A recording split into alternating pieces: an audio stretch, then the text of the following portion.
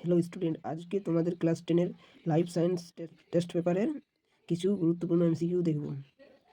প্রথম 1 নম্বর কোশ্চেন হচ্ছে নিচের কোন বক্তব্যটি সঠিক তা স্থির করো। উত্তর অপশন আছে মেডাল অব লঙ্গার দেহের ভারসাম্য নিয়ন্ত্রণ করে, ভিট্রিয়াস টিউমার চোখের বিভিন্ন অংশকে ঘর্ষণের হাত থেকে রক্ষা করে, কোন কোষ মৃদু আলোক শোষণ করে, আইরিস তারার রন্ধ্রকে ছোট বা বড় করে চোখে আলোর প্রবেশ নিয়ন্ত্রণ করে। তাহলে এটা হচ্ছে অ্যান্সার। আইরিস তারার রন্ধ্রকে ছোট বা বড় করে চোখে আলোর প্রবেশ নিয়ন্ত্রণ করে। তারপর হচ্ছে নিচের কোন জোড়টি সঠিক। আমি এমসিকিউগুলোর অপশনগুলো বলছি না, আপনারা দেখে নেবেন, আমি ডাইরেক্ট অ্যান্সারটা বলছি, তাহলে কম সময়ের মধ্যে হয়ে যাবে। নিচের কোন জোড়টি সঠিক। উত্তর হচ্ছে এটা ঘয়ের উত্তরটা পেশি গ্রন্থি এর থেকে কারক। ঠিক আছে, এক্ষেত্রে এটা হচ্ছে একটি অন্ধকার ঘরে যদি একটা জানালা খোলা থাকে এবং একটা চারা গাছকে ঘরের মধ্যে জানালার কাছাকাছি রাখা যায়, দেখা যাবে গাছটার ডাল জানালা দিয়ে আলোর দিকে বেঁকে বড় হয়। এটা কোন ধরনের চলনের উদাহরণ।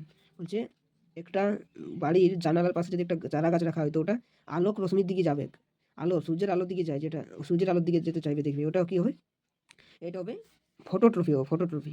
ঠিক আছে, ফটোট্রফি ডেফিনেশন আমি আগের ভিডিওতে বলেছি, আপনারা দেখে নেবেন। তাহলে যে মানুষের অটোজম সংক্রান্ত সঠিক বক্তব্যটি হলো, মানুষের অটোজম সংক্রান্ত, অটোজম বলা আছে আমার আগের ভিডিওয়, সঠিক বক্তব্যটি হলো জনন কোষে এর সংখ্যা 22টি। অটোজমের সংক্রান্ত সঠিক বক্তব্যটি হলো মানুষের জনন কোষের সংখ্যা হচ্ছে 22টি। তাহলে এটা ঠিক আছে। তারপর নিচের বক্তব্যটি পড়ো এবং প্রদত্ত উত্তর থেকে সঠিকটি বেছে নাও। জননের ক্ষেত্রে কোনটি। এ বি দুটো অ্যান্সার দেওয়া আছে, তার মধ্যে কি বলছে মিওসিস কোষ বিভাজনের ফলে সৃষ্ট প্রকরণ জীবের অভিব্যক্তির পথ সুগম করে, আর বি বলছে যৌন জননের ফলে উৎপন্ন উদ্ভিদ বা প্রাণী সাধারণত জনিত জনু থেকে ভিন্ন বৈশিষ্ট্যযুক্ত হয়। তাহলে এ ঠিক বি ভুল। তারপরে ঘয়ে বলছে এ ভুল বি ঠিক, তারপরে ঘয়ে বলছে এ এবং বি দুটি ঠিক, এবং ঘয়ে বলছে এ এবং বি দুটি ভুল। এটা কোনটা হবে, মিওসিস এটা সৃষ্টি প্রকরণ দ্বারা এটা করে যৌন, তো এই দুটো ঠিক। তাহলে এটা হচ্ছে এ এবং বি দুটি ঠিক। তারপরে একে এটা হচ্ছে একটি উদ্ভিদের স্ত্রী রেণুকে মাতৃকোষে, একটি উদ্ভিদের স্ত্রী রেণু মাতৃকোষে ক্রোমোজোমের সংখ্যা 46টি। তাহলে ওই উদ্ভিদের শস্য নিউক্লিয়াসে ক্রোমোজোম সংখ্যা হবে। তাহলে বলছে একটি স্ত্রী মাতৃকোষে ক্রোমোজোম সংখ্যা যদি 46টা হয়, তাহলে শস্য নিউক্লিয়াসে ওই ক্রোমোজোমের সংখ্যা কত হবে। তাহলে 59, কই আছে 59, খই আছে 69, বই আছে 79, আর ভই আছে 89 মানে 89। তাহলে এটা সঠিক অ্যান্সার হচ্ছে 69। তো কত হলো 69। স্বাভাবিক পুরুষ মানুষের ক্যারিওটিক কি হতে পারে। তাহলে স্বাভাবিক পুরুষের কোনো রোগ টোগ না থাকলে স্বাভাবিক যেতে হবে। স্বাভাবিক পুরুষের ক্ষেত্রে মানুষের, ওটা আগের ভিডিও আমি শর্ট ভিডিওতে আলোচনা করেছি, মানুষের ক্যারিওটিক কি হতে পারে তা।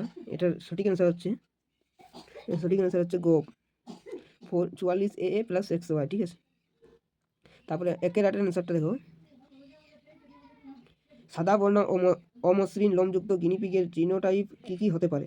সাদা বর্ণ ও অমসৃণ লোমযুক্ত গিনিপিগের জিনোটাইপ কি কি হতে পারে। কোশ্চেন বারবার পড়তে হবে,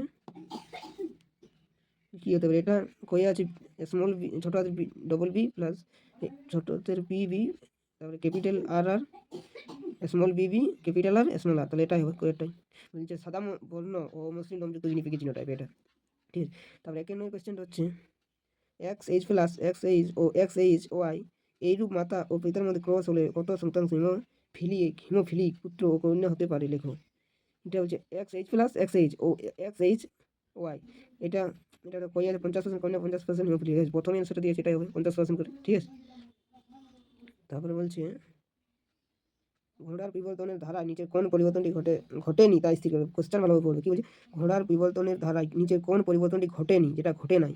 অগ্র পশ্চাতের দৈর্ঘ্য বৃদ্ধি, এটা ঘটেছে। প্রতিটি পদের চতুর্থ আঙুলের দৈর্ঘ্য ও স্থলত্ব বৃদ্ধি, এটা মনে হচ্ছে হবে, দেখছি। তারপরে প্রতিটি পদে একটি আঙুল ছাড়া অপর আঙুলটি হ্রাস পাচ্ছে, এটা ঘটেছে।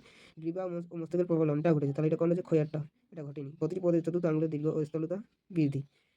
তাহলে 11 কোশ্চেন দেখছি ভালো।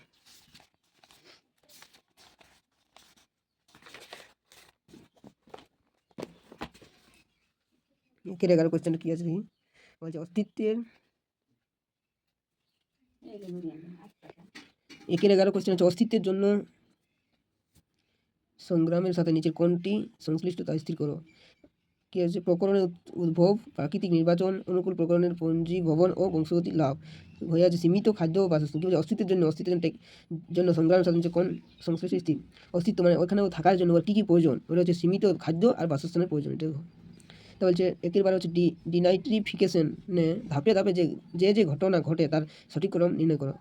ডিনাইট্রিফিকেশনে ধাপে ধাপে যে ঘটনা ঘটে। তো কী হচ্ছে, এটা হচ্ছে NO3 NO2 NO2 N2 NO3 NO2 NO2 N2O same এটা এদিকে আছে। তারপর হচ্ছে NO2 NO3 এরকম এলোমেলো করে দিয়েছে N2O N2 হয়ে বলছে NO3 NO2 N2O N2 এটা ঠিক আছে ওয়েটটা ঠিক আছে।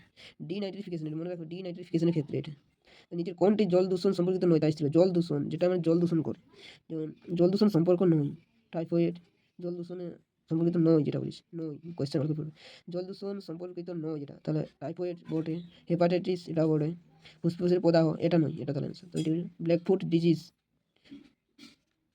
ডিজিজ এটা এটা বটে, তাহলে অ্যান্সার হলো যেটা নয় বলেছে, তাহলে এটা ফুসফুসের প্রদাহ।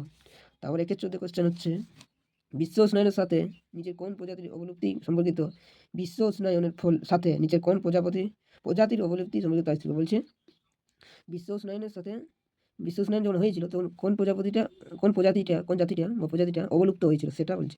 এক সিংহ গন্ডার এটা ছিল তখন, দেখবে বই লেখা আছে টেক্সট বই, ঠিক আছে। এক সিংহ গন্ডার ছিল, গরিলা এটা ছিল, মেরু ভালুক এই তো মেরু ভালুক ছিল না, অবলুপ্ত হয়ে গেছিল, বিশ্ব উষ্ণায়নের সময় অবলুপ্ত হয়ে গেছিল প্রজাতিটা, ঠিক আছে। তাহলে এটা কি রয়্যাল বেঙ্গল টাইগার এটা ছিল। তাহলে একের পর কোয়েশ্চেন হচ্ছে 1975 সালে UNESCO এর ম্যান অ্যান্ড বায়োস্ফিয়ার প্রোগ্রামে এর কার্যক্রম অনুযায়ী বায়োস্ফিয়ার রিজার্ভের ধারণা তৈরি হয়। এর মূল 4টি উদ্দেশ্য হলো, এর মূল 4টি উদ্দেশ্য কী কী এখানে দেখতে হবে কোনটা। UNESCO এর ম্যান বায়োস্ফিয়ার প্রোগ্রামের কার্যক্রম অনুযায়ী রিজার্ভ ধারণা তৈরি হয়, এই মূল 4টি হচ্ছে, কয়ে আছে স্থানীয় সহযোগিতা, সংরক্ষণ, শিক্ষা ও গবেষণা, কয়ে আছে সংরক্ষণ, স্থানীয় সহযোগিতা, ব্যবসা বাণিজ্য, সংরক্ষণ, সৃজনশীলতা, শিক্ষা ও গবেষণা, স্থানীয় সহযোগিতা, সৃজনশীলতা, শিক্ষা ও গবেষণা। তাহলে এটার অ্যান্সার হচ্ছে কয়েকটা, স্থানীয় সহযোগিতা ছিল, সংরক্ষণ আর শিক্ষা ও গবেষণা ছিল, ঠিক আছে। স্থানীয় সহযোগিতা, সংরক্ষণ, শিক্ষা, গবেষণা, চারটা ছিল, ঠিক আছে। সংরক্ষণ, শিক্ষা, গবেষণা, ঠিক আছে। আজকে এমসিকিউগুলো এইটুকুই, টেস্ট পেপারে ক্লাস 10 টেস্ট পেপার, ঠিক আছে। নেক্সট দিন এসিকিউগুলো দেখবো আমরা, ঠিক আছে। Thank you.